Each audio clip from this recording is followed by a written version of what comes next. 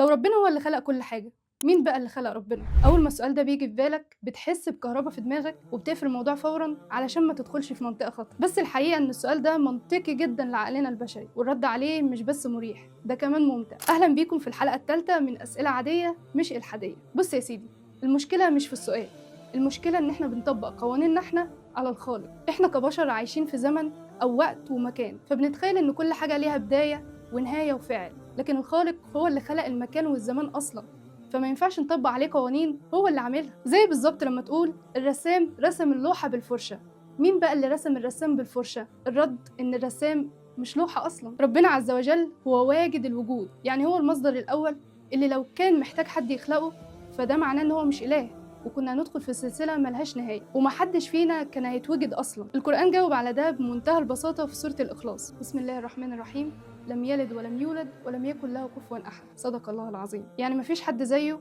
ولا حد سابقه ولا يخضع لقوانين البشر. كل سنة وانتم طيبين، رمضان كريم.